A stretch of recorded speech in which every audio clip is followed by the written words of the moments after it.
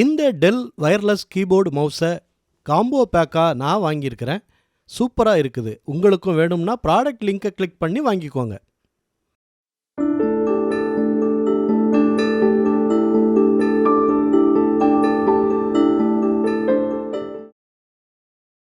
பெண் சுதந்திரம், பெண் சுதந்திரம் என்றால் என்ன என்று எல்லோரும் கேள்வி எழுப்பக்கூடிய ஒரு நிலையில் உங்களுக்கு பிடிச்சதை செய்கிறது மட்டும் சுதந்திரம் இல்லை, பிடிக்காததை செய்யாமல் இருப்பதும் சுதந்திரம்தான் என்ற மிகப்பெரிய வெளிச்சத்தை இந்த சமூகத்திற்கும் உலகத்திற்கும் அள்ளி கொடுத்த எங்கள் பேச்சுலகின் ஆசான், நாங்கள் எப்போதும் வியந்து பார்க்கின்ற பர்வீன் அம்மா அவர்களை கரம் கூப்பி வணங்குவதிலே பெருமையடைகிறேன்.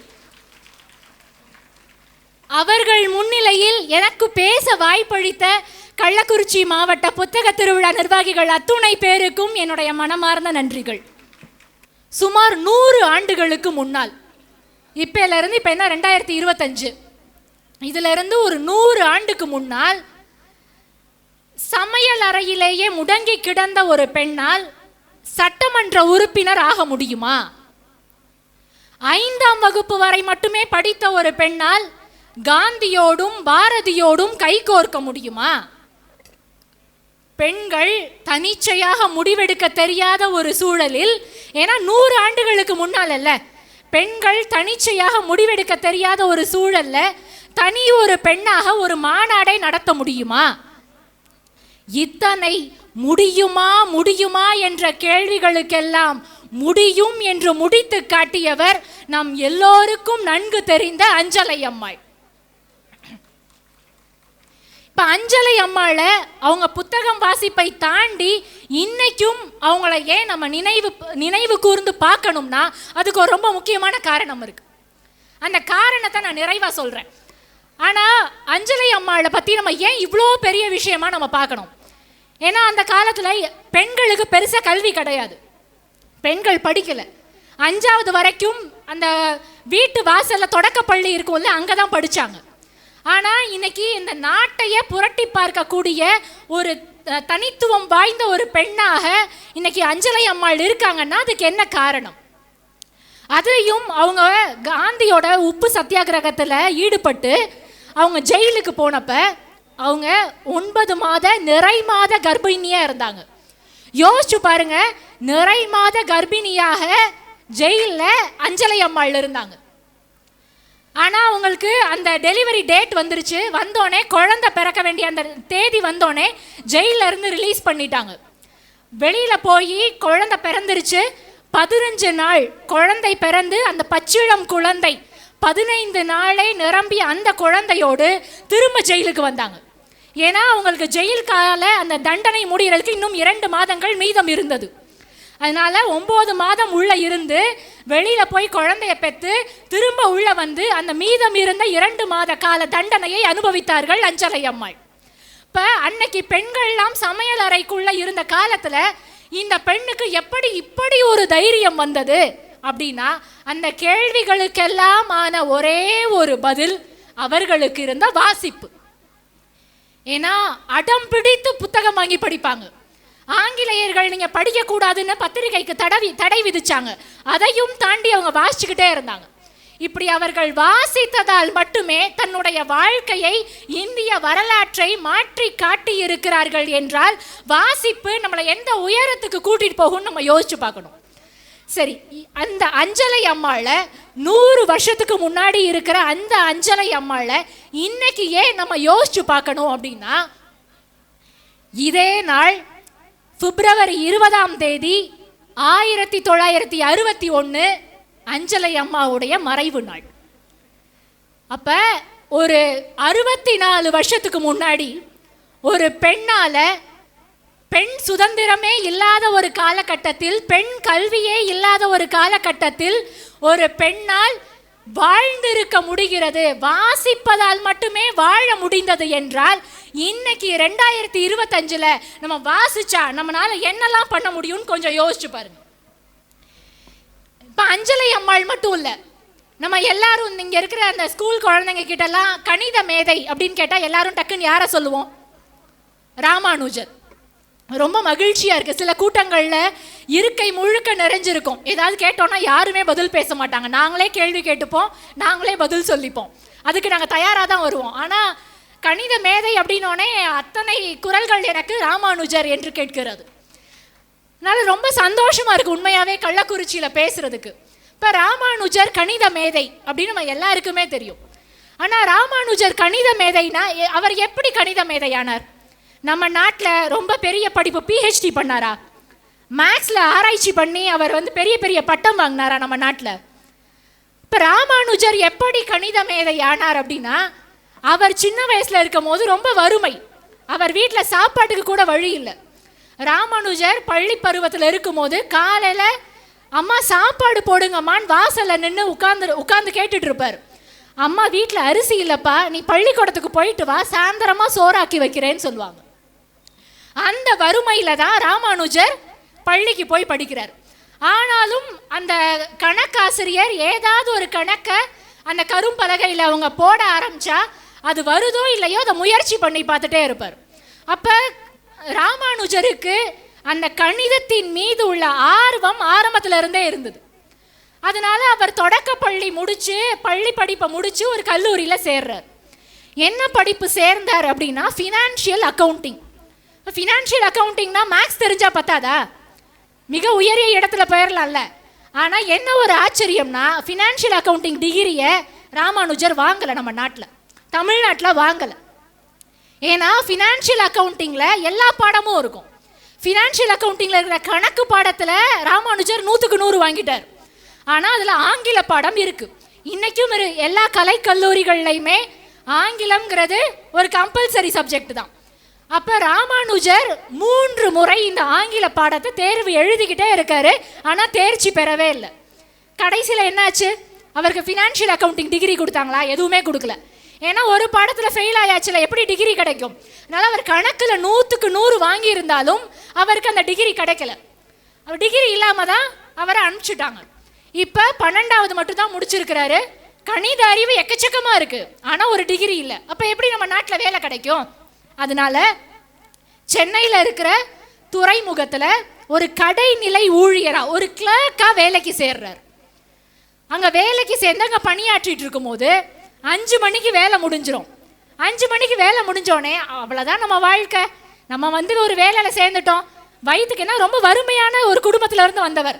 3 வேளை சாப்பிட்றதுக்கு காசு இருக்கு அப்படிங்கிறதுக்காக அவருடைய வாழ்க்கையை அவர் அதோட முடிச்சுக்கணும்னு நினைக்கல.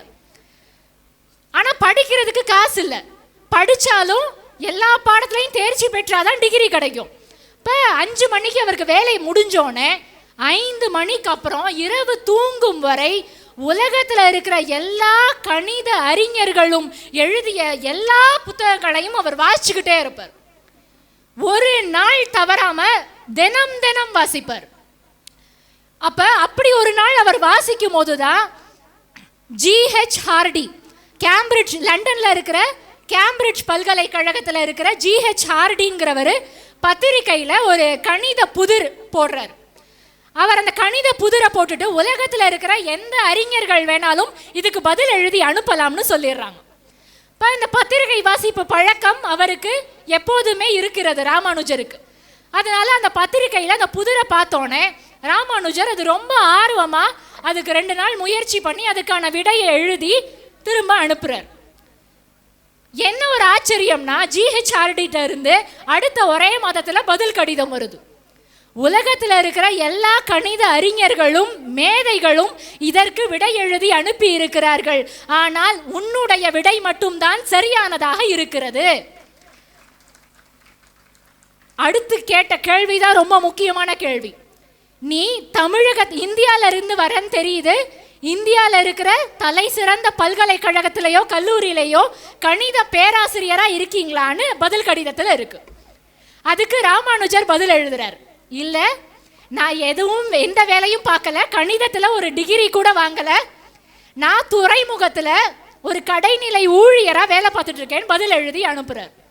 இதை பார்த்து ஆச்சரியப்பட்டு போன ஜிஹெச் ஹார்டி என்ன பண்ணுறாரு, சென்னை பல்கலைக்கழகத்துக்கு ஒரு மறு கடிதம் எழுதுறார். அந்த கடிதத்தில் உங்கள் பல்கலைக்கழகத்துக்கு எதிர்த்தாப்பில் இருக்கிற துறைமுகத்தில் ராமானுஜருங்கிற ஒரு ஆகச்சிறந்த மேதை வேலை பார்த்துட்டு இருக்கிறாரு, அவரை உடனடியாக உங்களுடைய பல்கலைக்கழகத்தில் சேர்த்துக்குங்க அப்படின்னு ஒரு கடிதம் வருது. ஆனால் சென்னை பல்கலைக்கழகம் அதுக்கான எந்த பதில் கடிதமும் அனுப்பலை. நொந்து போன ஜிஹெச்ஆர்டி என்ன பண்ணுறாரு, அவருடைய நண்பரை அனுப்பி ராமானுஜரை அவரே கேம்பிரிட்ஜ் பல்கலைக்கழகத்துக்கு கூட்டிகிட்டு போகிறார்.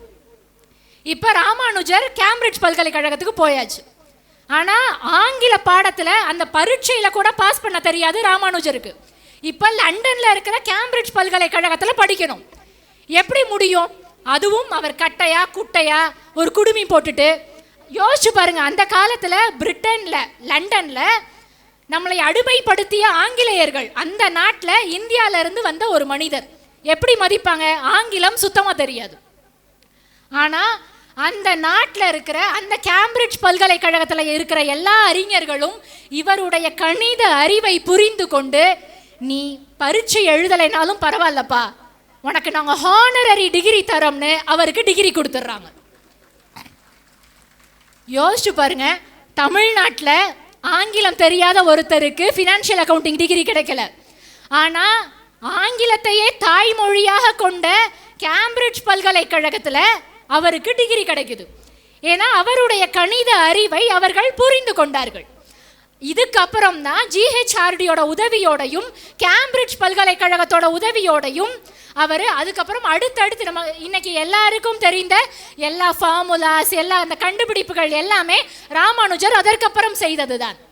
இப்போ இந்த விஷயத்தை நம்ம ஏன் இன்னைக்கு நம்ம யோசிக்கணும், ஏன் இன்னைக்கு அதை சிந்திக்கணும் அப்படின்னா, ராமானுஜர் ஒரு துறைமுகத்தில் வேலைக்கு போயிட்டார்.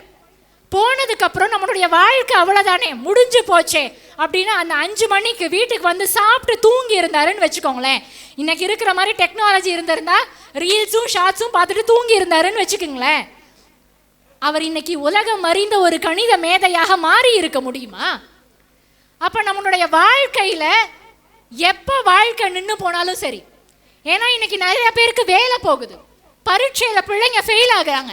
ஆனால் அதுக்கப்புறம் நம்ம வாழ்க்கை இதோட முடிஞ்சு போச்சு, நம்ம கணக்கு பாடத்தில் ஃபெயில் ஆகிட்டோம், ஆங்கில பாடத்தில் ஃபெயில் ஆகிட்டோம், நம்மளை வேலையை விட்டு தூக்கிட்டாங்க, நம்ம எதுக்குமே லாயக்கில்லை, நம்மளை அறிவாளி இல்லைன்னு ஒருத்தவங்க சொல்லிட்டாங்கன்னு மனம் உடஞ்சி எத்தனை பிள்ளைங்க இன்னைக்கு போகிறாங்க. அப்போ ஒருத்தர் நம்மளை அறிவாளி இல்லைன்னு சொல்லிட்டாலும் வாசிப்பு பழக்கம் மட்டும் இருந்துருச்சுன்னு வச்சுக்கோங்களேன், விடிய விடிய எல்லா புத்தகங்களையும் வாசித்து கொண்டே இருந்தால் உங்களை யாரும் அறிவாளி என்று அவர்கள் சொல்ல தேவையில்லை, இந்த உலகமே சேர்ந்து உங்களை கொண்டாடும். புத்தகம் வாசிக்கிறதுனால நம்ம வாழ்க்கையே மாறி போயிடும் தெரியுமா? ஏன்னா யார் என்ன சொல்லட்டும், உங்களுக்கு நீங்கள் அறிவாளி என்ற நம்பிக்கை உங்களுக்கு வரும். 4 பேர் இருந்து உங்களை ரெகக்னைஸ் பண்ணணும், உங்களை சொல்லணும்னு அடையாளப்படுத்தணும்னு அவசியமே இல்லை. இப்போ இந்த ராமானுஜர் எப்படி இன்றைக்கு உலகம் அறிந்த ஒரு மேதையாக இந்திய நாட்டையே உலக அரங்கில் தலைநிமிர செய்தார் என்றால் அதற்கெல்லாம் இருந்த ஒரே காரணம் அவருக்கு இருந்த கணித அறிவுன்னு நான் சொல்ல மாட்டேன், அவருக்கு இருந்த வாசிப்பு பழக்கம் தான். ஏன்னா அவர் யோசிச்சு பாருங்க, வாசிக்காம மட்டும் இருந்திருந்தா அவர் அத்தனை கணித புத்தகங்களை வாசிச்சிருப்பாரா? இல்லை கணித புத்தகங்களை வாசிச்சதுக்கு அப்புறமா அவர் அந்த ஜிஹெச்ஆர்டி அனுப்பின கணித புதிரை பார்த்துருப்பாரா? இது எதுவுமே நடந்திருக்காது. நம்ம நாட்டில் முகம் தெரியாத பல மனிதர்களை அவர்களுடைய வாழ்க்கையை நம்ம வாசிச்சாலே நம்மளால் கண்டறிய முடியும். இப்படி அவர்கள் வாசித்ததால் மட்டுமே தன்னுடைய வாழ்க்கையை, இந்திய வரலாற்றை மாற்றி காட்டி இருக்கிறார்கள் என்றால் வாசிப்பு நம்மளை எந்த உயரத்துக்கு கூட்டிட்டு போகும்னு நம்ம யோசிச்சு பார்க்கணும். சரி, அந்த அஞ்சலை அம்மாளை 100 வருஷத்துக்கு முன்னாடி இருக்கிற அந்த அஞ்சலை அம்மாளை இன்னைக்கு ஏன் நம்ம யோசிச்சு பார்க்கணும் அப்படின்னா, இதே நாள் பிப்ரவரி 20ஆம் தேதி 1961 அஞ்சலை அம்மாவுடைய மறைவு நாள்.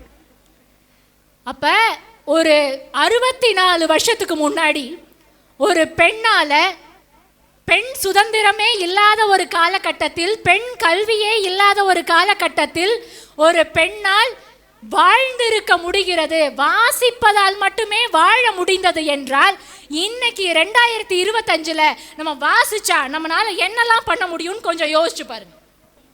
தேவதாசி ஒழிப்பு சட்டம் இந்த சட்டத்தை பற்றி எல்லாருமே கேள்விப்பட்டிருப்போம். இந்த சட்டத்தை கொண்டு வந்தது யாரு? டாக்டர் முத்துலட்சுமி ரெட்டி தான் இந்த சட்டத்தை கொண்டு வந்தாங்க. இது நம்ம எல்லாருக்கும் தெரிஞ்ச ஒரு விஷயம். ஆனால் டாக்டர் முத்துலட்சுமி ரெட்டிக்கு முன்னாடி ஒருத்தர் இருந்திருக்காங்க. இப்போ இவங்களை பற்றி நான் எப்படி தெரிஞ்சுக்கிட்டேன் அப்படின்னா, ஒரு புத்தக கண்காட்சியில் ஒரு புத்தகத்தை பார்த்தேன் நான். ஏமி கார்மைக்கேல் அம்மையார் அப்படிங்கிற ஒரு புத்தகம். யார் எழுதுனா? திலகவதி பால் அப்படிங்கிறவங்க எழுதின புத்தகம். புத்தகத்தோட பேர் ஏமி கார்மைக்கேல் அம்மையார். ஏமி கார்மைக்கேல் அப்படிங்கிறது ஒரு நம்ம நாட்டுக்கு ஒரு அறிமுகம் இல்லாத ஒரு பேர். கண்டிப்பாக இந்திய நாட்டு பிரஜையாக இருக்க முடியாது. ஆனால் அதுக்கு பின்னாடி அம்மையார் அப்படிங்கிற பேர் சேர்த்து இருந்தது. எனக்கு அந்த வார்த்தையை பார்த்தோன்னே ஏமி கார்மைக்கேல் இல்லை மிஸ் ஏமி கார்மைக்கேல்லாம் அந்த புத்தகத்தை நம்ம வாங்கியிருக்க மாட்டோம். ஆனால் ஏமி கார்மைக்கேல் அம்மையார் அப்படின்னு ஒரு புத்தகத்துக்கு தலைப்பு வைக்கிறாங்கன்னா எனக்கு ரொம்ப ஆச்சரியமாக இருந்தது. ஏன்னா நம்ம யாரை அம்மையார்னு சொல்லுவோம்? காரைக்கால் அம்மையார் சொல்லுவோம்.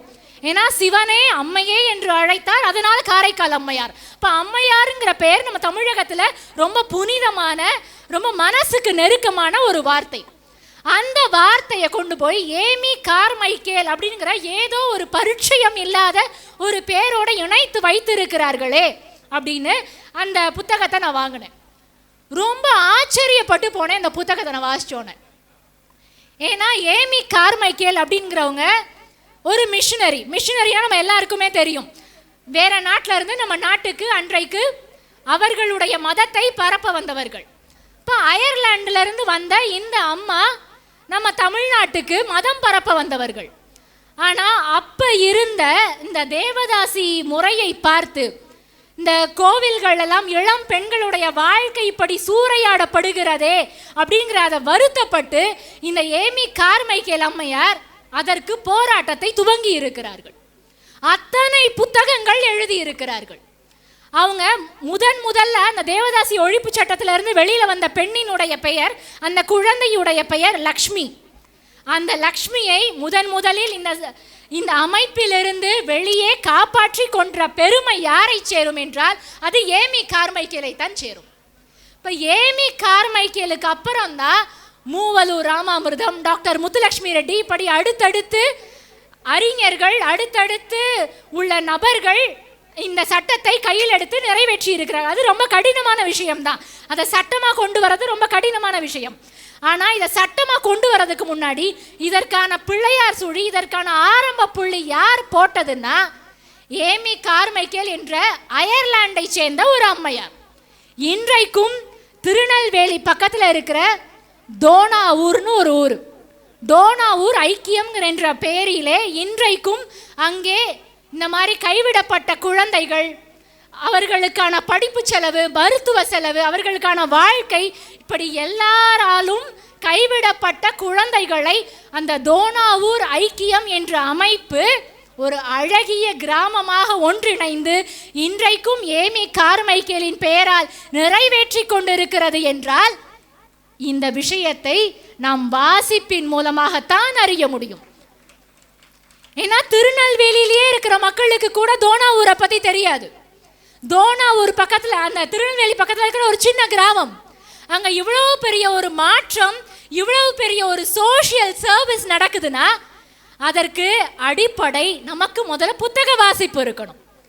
ஏன்னா அப்போ தான் இன்றைக்கு, ஏன்னா எப்போவுமே இந்த மீடியா இதெல்லாம் பார்த்தீங்கன்னா சில நபர்களை மட்டும்தான் வெளிச்சம் போட்டு காட்டும். ஆனால் உண்மையாகவே இதன் பின்னாடி இருந்த நபர்கள் யாருன்னு நாமே வெளிச்சத்தை தேடி நடக்க வேண்டும் என்றால் நமக்கு வாசிப்பு பழக்கம் இருக்க வேண்டும். இப்போ அதே மாதிரி தான் இன்னொருத்தர் நம்ம சொல்லணும்னா, கருப்பர்களுக்கு எதிரான போராட்டம் செஞ்சது யாரு? மார்ட்டின் லூதர் கிங் சொல்லுவோம், நெல்சன் மண்டேலா சொல்லுவோம். ஆனால் இவர்களுக்கெல்லாம் முன்னாடி யார் இருந்தா அப்படின்னா அதற்கும் ஒரு அம்மையார் இருந்திருக்கிறார்கள். அந்த அம்மையாருடைய பெயர் பீச்சர்ஸ். அமெரிக்கா நாட்டில் அந்த அம்மையார் எல்லா அந்த மாதிரி கருப்பர்களுக்கு அடிமையாக வச்சுருந்துருக்காங்க. என்ன பண்ணுறதுனே தெரில அந்த அம்மாவுக்கு. அந்த அம்மா ரொம்ப பெரிய ஒரு புரட்சிகரமான பெண்மணிலாம் இல்லை, ஒரு மதகுருவோட பொண்ணு. அந்த அம்மாவோட பேர் பீச்சர்ஸ். மதகுருவோட பொண்ணாக அந்த அம்மா வளர்ந்து வராங்க. அந்த மதம் போதிக்கிற ஒரு பள்ளி தான் அவங்க அப்பா வச்சுருக்கிறாங்க. அப்போ எந்த அளவு பின்தங்கிய ஒரு அந்த நம்ம ட்ரெடிஷ்னல் கல்ச்சுரல்னா சொல்லுவோம்ல, பண்பாட்டு சார்ந்த ஒரு குடும்பம். ஆனால் அந்த நேரத்தில் சட்டம் எப்படி இருந்ததுன்னா, அமெரிக்கா நாட்டில் இருந்து யாராவது ஒருத்தர் தப்பிச்சு போகிறாங்கன்னு வச்சுக்கோங்களேன், கருப்பர்கள் யாராவது இங்கே நான் அடிமைப்பட்டு கிடக்கக்கூடாதுன்னு தப்பிச்சு போகிறாங்கன்னா, அப்போ சட்டம் எப்படி இருந்தது தெரியுமா? இப்போ தப்பிச்சு ஒருத்தர் ஏஷியாவுக்கு வராங்கன்னு வச்சுக்கோங்களேன், ஆசிய கண்டத்துக்கு வராங்கன்னா, ஆசியாவில் இருக்கிற அந்த நாட்டோட தலைவர் அந்த கருப்பரை பிடிச்சி திருப்பி அமெரிக்காலே கொடுக்கணும். அதுதான் உலகம் முழுக்க இருந்த சட்டம். அப்போ கருப்பர்கள் அமெரிக்காவிலேருந்து தப்பிச்சு எங்கே போனாலும் சரி, அவர்கள் அந்த நாட்டின் தலைவர்களால் பிடித்து திரும்ப அமெரிக்காவுக்கே அனுப்பப்படுவார்கள். இப்போ இப்படி ஒரு கடுமையான கருப்பர்களுக்கு எதிரான ஒரு சட்டம் இருக்கிற ஒரு காலம். அப்போ ஒரு அம்மா ஒரு சின்ன குழந்தை, பச்சிளம் குழந்தைய கையில் தூக்கிட்டு, ஒரு கருப்பு இனத்தை சார்ந்த ஒரு அம்மா அந்த குழந்தைய தூக்கிட்டு ஓடி வராங்க. ஓடி வரும்போது பின்னாடி அந்த குழந்தைய விரட்டிக்கிட்டே அந்த குழந்தைய பறிக்கிறதுக்காக ஒருத்தர் வரார். அந்த குழந்தைய நான் காசு கொடுத்து அடிமையாக வாங்கிக்கிறேங்கிறதுக்காக வர்றாங்க. ஒரு அந்த வெள்ளையர்கள் கூட்டம் துரத்திட்டு வராங்க. அப்போ அந்த அமெரிக்காவில் இருக்கிற அந்த நாட்டுடைய அந்த கிளைமேட்டுக்கு அங்கே இருக்கிற ஆறுகள் எல்லாம் உறைஞ்சு போயிருக்கும். அப்போ ஐஸ் கட்டியாக உறைஞ்சு போயிருக்கு. இந்த தாய்மை உணர்வில் அந்த அம்மா என்ன பண்ணுறாங்கன்னா, கொஞ்சம் கூட யோசிக்காமல் அந்த ஐஸ் கட்டி மேலே அப்படியே நடந்து ஏறி ஓடி அந்த ஆறை கடந்து அந்த பக்கமாக போயிடுறாங்க. இங்கே இருக்கிற வெள்ளையர்களுக்கு அதை கடக்கிறதுனோ அப்படிங்கிற தோணலை. ஏன்னா அந்த அம்மாவுக்கு இருந்தது தாய்மை உணர்வு. அதனால அந்த அம்மா கடந்து போயிட்டாங்க. இப்போ அந்த பக்கம் இருந்தது தான் பீச்சர்ஸுங்கிற அம்மா. இதை பார்த்துட்டே இருந்த அந்த அம்மையார் அந்த அம்மாவை கூப்பிட்டு, என்னம்மா என்னாச்சு அப்படின்னோடனே, இந்த மாதிரி என் குழந்தைய பறிக்கிறதுக்காக அவங்க ஓடி வராங்க அப்படின்னோடனே இந்த அம்மாவுக்கு ரொம்ப மனசு அப்படின்னு உடஞ்சி போச்சு. பீச்சர்ஸுக்கு மனசு உடஞ்சி போச்சு. அப்போ அவங்க என்ன செய்கிறதுனே தெரியல. அவங்க என்ன பண்ணுறாங்கன்னா, ஏன்னா அப்போ பெருசாக நம்ம வார்த்தைகளால் நம்ம புரட்சி செய்ய முடியாது. அவங்க அங்கிள் டாம்ஸ் கேபின் அப்படிங்கிற ஒரு புத்தகத்தை எழுதுகிறாங்க. அந்த புத்தகத்தில் இங்கே நடக்கிற கொடுமைகள் எல்லாத்தையும் எழுதுகிறாங்க. ஒரே நாளில் அன்றைக்கு இருந்த காலகட்டத்தில், கருப்பர்கள் அடிமைப்பட்டு இருந்த காலத்தில், அந்த அடிமைத்தனம் கொண்டாடப்பட்டு இருந்த காலத்தில் இந்த புத்தகம் ஒரே நாளில் 5000 புத்தகங்கள் விற்பனையானது. ஒரே வருஷத்தில் 3 லட்சம் புத்தகங்கள் விற்பனையாயிருக்கு.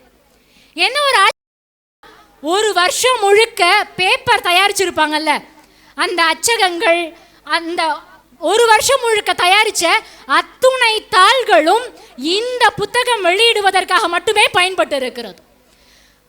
இந்த புத்தகம் கருப்பர்கள் கையில், வெள்ளையர்கள் கையில், எல்லார் கையிலையும் இருந்தது. இந்த புத்தகத்தை அடிப்படையாக கொண்டு இதை வாசித்த பிறகுதான் மார்ட்டின் லூதர் கிங்குக்கும் நெல்சன் மண்டேலாவுக்கும் கருப்பர்களுக்கு எதிராக நாம் போராட வேண்டும் என்ற எண்ணமே வந்தது. அப்போ நீங்கள் ஒரு யோசிச்சு பாருங்களேன். ஏன்னா எல்லாருக்கும் கருப்பர்களுக்கு நம்ம விடுதலைக்காக போராடணுங்கிற எண்ணம் எல்லாருக்குமே இருக்கும். ஆனால் அந்த எண்ணம் எல்லாருக்கும் இருக்குதா அப்படின்னு நமக்கு எப்படி தெரியும்? ஒரு கல்லூரிக்கே போகிறோம், ஏதோ ஒரு போராட்டம் பண்ணணும்னா முதல்ல ஒரு பேப்பரில் எழுதுவாங்க.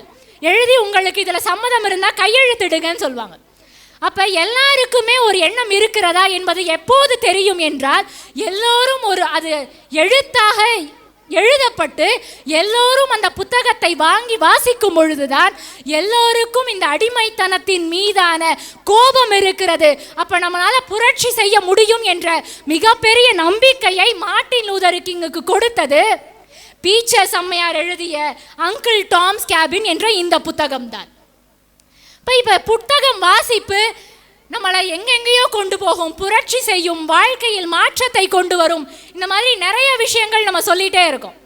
ஆனால் இன்னைக்கு அடுத்த தலைமுறை பிள்ளைகளால் புத்தகத்தை வாசிக்க முடியுமா அப்படின்னு கேள்வி கேட்டால் அது எல்லாருக்குமே ரொம்ப பெரிய வருத்தமாக இருக்குது. இதற்கான பதில் ரொம்ப வருத்தம் தரக்கூடியதாக இருக்குது. ஏன்னா என்ன காரணம்? இன்னைக்கு இருக்கிற தொழில்நுட்பம், யூடியூப், ஃபேஸ்புக், இன்ஸ்டாகிராம், இது எல்லாத்தையும் பார்த்துட்டு வாசிக்கணுமா, எப்படி வாசிக்கிறது, எங்கேருந்து தொடங்குறது, என்னால் எப்படி வாசிக்க முடியும் அப்படிங்கிற நிறைய கேள்விகள் இளைய தலைமுறை பிள்ளைகள்கிட்ட இருக்குது. அவர்கள் எல்லோருக்கும் நான் ஒரே ஒரு பதில் சொல்ல வேண்டும் என்றால், உங்களுடைய வாசிப்பு பழக்கத்தை ஒரே ஒரு படைப்பிலிருந்து நீங்கள் ஆரம்பிக்க முடியும். ஏன்னா நீங்கள் யோசிச்சு பாருங்கள், காந்தி உப்பு சத்தியாகிரகத்துக்காக எப்படிலாம் கஷ்டப்பட்டார் தெரியுமா? சின்ன வயசுல எங்க அப்பா எப்படி பள்ளிக்கூடத்துக்கெல்லாம் நடந்தே போனார் தெரியுமா, காலில் செருப்பு இல்லாம போனார் தெரியுமா அப்படின்னு நம்ம வாழ்க்கையுடைய எல்லா பரிமாணங்களையும், பண்பாட்டை, கலாச்சாரத்தை, சுதந்திரத்தை, ஒழுக்கத்தை, நம்ம இது எல்லாத்தையுமே எப்படி கத்துக்கிட்டோம், எது சரி எது தவறு, நாம் எப்படி வாழ வேண்டும் என்ற எல்லா கேள்விகளுக்குமான பதிலாக நாம் கற்றுக்கொண்டது கதைகளின் வாயிலாகத்தான். அப்ப அடுத்த தலைமுறை படிக்க வேண்டும் என்றால் நீங்கள் சிறுகதைகளிலிருந்து ஆரம்பித்தால் அது ரொம்ப சுலபமா இருக்கும். ஏன்னா நானும் ஒரு 6வது 7வது படிக்கும் போது வாசிக்கணுமா, வாசிச்சா தூக்கம் வருதே, கட்டுரை வாசிக்கணுமா, ரொம்ப கஷ்டமா இருக்கே அப்படின்னு நானும் ரொம்ப பயந்து போய் அதை ஒதுக்கி வைத்த காலம் எல்லாம் உண்டு. ஆனா சிறுகதை பார்த்தீங்கன்னா ஒரு 15 பக்கம் 20 பக்கம் தான் இருக்கும். வாசிச்சா அது நம்ம அப்படியே கூடவே கூட்டிட்டு போகும். ரொம்ப கஷ்டமாவே இருக்காது. எல்லாருக்கும் உரிய மொழியில, அந்த வட்டார மொழியில பல சிறுகதைகள் இருக்கும். இங்கே எல்லா பிள்ளைகளுக்கும் சினிமா பிடிக்கும் தானே? சினிமா பிடிக்காத பிள்ளைகள், சினிமா பிடிக்காத மனிதர்கள் யாராவது இருக்க முடியுமா? அப்ப சிறுகதைங்கிறது எழுதப்பட்ட சினிமா, அவ்வளவுதான். அதை வாசிச்சா உங்களுக்கு ஒரு படம் பார்க்குற மாதிரி தான் இருக்கும். அதனால் அந்த வாசிப்பு பழக்கத்தை நீங்கள் சிறுகதையிலேருந்து ஆரம்பிச்சிங்கன்னு வச்சுக்கோங்களேன், உங்களுக்கு ரொம்ப சுலபமாக வாசிப்பு பழக்கம் உங்களை அது பிடித்து கொள்ளும். நீங்கள் அதுக்கப்புறம் வாசிப்பை நினச்சாலும் உங்களால் விட முடியாது. ஏன்னா அடுத்த தலைமுறை இழந்தது என்ன? இப்போ நாங்கள் எங்களை மாதிரியான பிள்ளைகள் நாங்கள் இழந்தது என்ன அப்படின்னா, பாட்டி மடியில் படுத்துட்டு நிலா வெளிச்சத்தில் மொட்டை மாடியில் எங்கள் பாட்டி சொன்ன கதையெல்லாம் நாங்கள் இழந்துட்டோம். அப்போ அந்த இழப்பை, அந்த வெற்றிடத்தை எது நிரப்ப முடியும் என்றால் ஒரு சிறுகதை தான் நிரப்ப முடியும். ஏன்னா கதை கேட்டு சொல்லி வளர்ந்த ஒரு சமூகம் இது. இப்போ சிறுகதை வாசிக்க ஆரம்பித்தாலே, நீங்கள் சிறுகதையை வாசிச்சுட்டே வாங்களேன். அதுக்கப்புறம் இப்போ நான் சொன்ன ராமானுஜர் ஆகட்டும், பீச்சர்ஸாக இருக்கட்டும், ஏமி கார்மைக்கேல்சன் ஆகட்டும், அதெல்லாம் நீங்கள் தேடி போக வேண்டாம், அவர்கள் எல்லாம் உங்களை தேடி வருவார்கள். இப்போ சிறுகதை என்று நான் சொல்லும் பொழுது நான் ரொம்ப வாசித்து வியந்த ஒரே ஒரு அந்த சின்ன கதையை மட்டும் நான் இங்கே சொல்லணும்னு ஆசைப்படுறேன். அந்த கதை என்ன கதை அப்படின்னா, ஹில்சா மீனின் சுவை. ஹில்சா மீனின் சுவை என்பது ஒரு சாகித்ய அகாடமி விருது பெற்ற மணிப்பூரி கதை. அந்த கதையை தமிழில் மொழிபெயர்த்திருக்கிறார்கள். அதை எழுதியவர் குஞ்சமோகன் சிங். இந்த சிறுகதை நேரத்தின் அருமை கருதி கதையை முழுக்க நான் சொல்லாமல், அந்த கதை மொத்தமே ஒரு 10 பக்கம் தான். வாசிக்கணும்னு ஆசைப்படுறவங்க அந்த கதையை முதல்ல வாசித்து ஆரம்பிக்கலாம். ரொம்ப அழகான அற்புதமான கதை. அந்த கதையுடைய கிளைமேக்ஸுக்கு நான் வந்துடுறேன். ஏன்னா வறுமையை பற்றி சொல்லக்கூடிய ஒரு கதை. இப்போ அடுத்த தலைமுறைக்கு வறுமைனா ரொம்ப கஷ்டம்னு அதை கட்டுரையாக நாங்கள் வாசிக்காமல், அந்த வறுமையை ஒரு குழந்தையுடைய கண்ணீரின் வழியாக அந்த கதை கடத்தி செல்லும். அந்த கண்ணீரின் வழியாக அந்த ஹில்சா மீன் இருக்குல்ல, அந்த மீனை சாப்பிட முடியாமல் அந்த குழந்தை ஏங்கி போகும். அப்போ கண்ணீரின் வழியாகவும் அந்த குழந்தையுடைய உமிழ்நீரின் வழியாகவும் அந்த கதை கடத்தப்படும் போது, வறுமை கடத்தப்படும் போது அது மிகப்பெரிய மாற்றத்தை நம்ம மனசுக்குள்ளே கொண்டு வரும். ஏன்னா வறுமை ரொம்ப கொடிது அப்படின்னு 4 பேர் வந்து நமக்கு சொன்னாங்கன்னு வச்சுக்கோங்களேன், அந்த வறுமையா கொடிதா, இதெல்லாம் என்ன கிரிஞ்சு மாதிரி பேசுறீங்க, பூமர் மாதிரி பேசுறீங்கன்னா அடுத்த தலைமுறை பிள்ளைகள் சொல்லுவாங்க. ஆனால் இதை கதைகளின் மூலமாக நாம் வாசிக்கும் போது அந்த அப்பா மகன் அம்மா அந்த உறவுகளின் வழியாக நம்ம கேட்கும்போது உண்மையாகவே வறுமைனா என்ன அப்படின்னு நமக்கு புரியும். இந்த மாதிரி பல சிறுகதைகள் இருக்கு. ஜெயகாந்தன் அவர்களுடைய கதை, அப்புறம் பிரபஞ்சன் அவர்களுடைய கதை, கரப்பாம்பூச்சி எஸ்ரா அவர்களுடைய ஒரு கதை இருக்கு. கரப்பாம்பூச்சி மருந்து விற்பவன், வீடு வீடா வாசல் ஏறி கரப்பாம்பூச்சி மருந்து விற்பாங்கல்ல சேல்ஸ்மேன், அவர்களுடைய கதை. அப்போ இன்னைக்கு வீடு வீடா வாசல் ஏறி அந்த விற்கிறாங்கல்ல ஸ்விக்கி ஜொமேட்டோ, இந்த டெலிவரி, இவங்களுடைய கஷ்டத்தெல்லாம் பகிரக்கூடிய ஒரு கதையாக இருக்கும்போது அந்த கதையை நம்ம வாசிக்கிறதுக்கு கஷ்டமாகவே இருக்காது. நம்மளுடைய வாழ்க்கையை வேற யாரோ எழுத்தின் மூலமாக தெரிவித்தது போல நமக்கு அலாதி பிரியமும் மகிழ்ச்சியும் கதையின் மூலமாக வருகிறது. இப்போ சிறுகதையை நீங்கள் வாசிக்க தொடங்கிவிட்டால், அந்த 10 பக்கத்தை 15 பக்கத்தை நீங்கள் வாசிக்க தொடங்கிவிட்டால் உங்களுக்கான வாசிப்பு பழக்கம் உங்களை தேடி வரும். வாசிக்க முடியலையா, ரொம்ப கஷ்டமா இருக்கு, என்னால் சிறுகதையை வாசிக்கவே ஆரம்பிக்க முடியல, 10 பக்கத்தை வாசிக்கவே ஆரம்பிக்க முடியல, சிறுகதையோட சுவையை என்னால் உணரவ முடியல அப்படின்னா அதற்கும் இன்றைக்கு தொழில்நுட்பம் வழி செய்திருக்கிறது. ஸ்பாட்டிஃபை இந்த மாதிரியான எல்லா இடத்துலையும் பாட்காஸ்ட்னு ஒரு விஷயம் இருக்கு. யூடியூப்ல எல்லாத்துலேயும் கதை சொல்லிகள் இருக்கிறார்கள். ஆகச்சிறந்த கதை சொல்லி பவா அவர்கள் இருக்கிறார்கள். அவர்களுடைய கதைகள் எல்லாம் கேட்கும்போது நமக்கே இந்த சிறுகதை ஆஹா நல்லா இருக்கே, இதை நம்ம வாசிச்சு பார்க்கணுமேங்கிற ஆர்வம் வரும். இப்போ இன்றைக்கு அடுத்த தலைமுறை பிள்ளைகள் வாசிக்க வேண்டும் என்பதற்காக இந்த தொழில்நுட்பமும் தன்னால் இயன்ற எல்லாவற்றையும் செய்து கொண்டுதான் இருக்கிறது.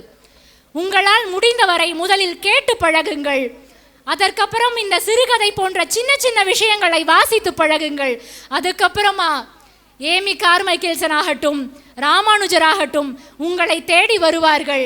அதுக்கப்புறம் உங்களே அறியாமல் நீங்கள் சங்க இலக்கியம் கூட வாசிக்க தொடங்குவீர்கள் என்று சொல்லி வாய்ப்பிற்கு நன்றி கூறி விடைபெறுகிறேன். நன்றி, வணக்கம். இந்த டெல் வயர்லெஸ் கீபோர்டு மவுஸை காம்போ பேக்காக நான் வாங்கியிருக்கிறேன். சூப்பராக இருக்குது. உங்களுக்கும் வேணும்னா ப்ராடக்ட் லிங்கை கிளிக் பண்ணி வாங்கிக்கோங்க.